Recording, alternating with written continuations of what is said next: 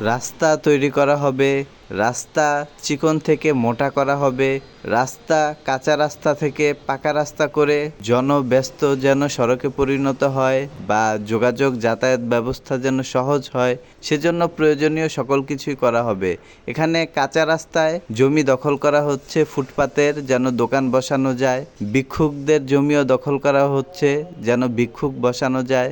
এছাড়াও বিভিন্ন দোকানের সামনে দোকান বসানো, সমঝোতা ভিত্তিক চাঁদা নিয়ে বিভিন্ন ছোট ছোট ব্যবসায়ীদেরকে ব্যবসা করতে দিয়ে জনদুর্ভোগ তৈরি হলেও সেটাকে পাশ কাটিয়ে গিয়ে এরকম ব্যবস্থা করে রাখা হয়েছে। চৌকি রাখা হয়েছে, ভাসমান দোকান বা গাড়ি রাখা হয়েছে।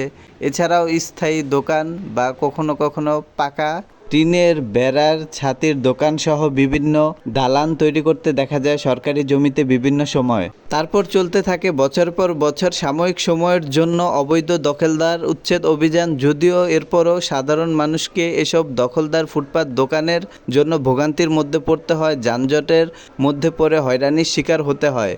দক্ষিণ খান উত্তর খান এই দুইটা ইউনিয়ন এই একটা রাস্তা ব্যবহার করে আসা যাওয়া করা যায়, কিন্তু এরকম রয়েছে আরও একাধিক ইউনিয়ন, যেই সকল ইউনিয়নগুলো রাস্তা দখল করে এরকম অবৈধ দোকান ও স্থাপনা বসানো হয়েছে। সারা দেশে শত রাজনৈতিক অরাজনৈতিক নেতা থাকলেও সাধারণ মানুষ কি স্বস্তির জীবন পাবে?